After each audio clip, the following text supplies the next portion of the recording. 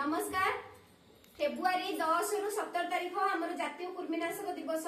प्रत्येक वर्ष फेब्रुआरी आ अगस्ट रे आमर 1 वर्ष रु 19 वर्ष पिला माननकु कृमि औषध दिया जाए।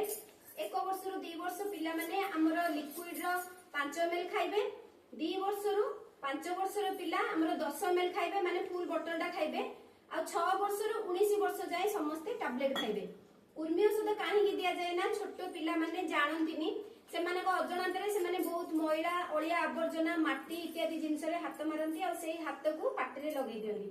पाटे लगेगा फल प्रत्येक समय पाटे हाथ मार दिंती तो तांको पेटरे कुर्मी हुए।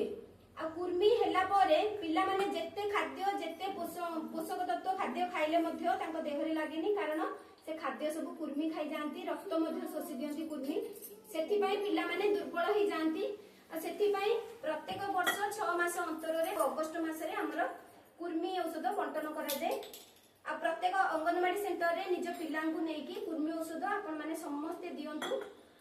1 वर्ष रु 19 वर्ष पर्यंत समस्ते कुर्मी औषध निश्चित खानु। रहुची नमस्कार।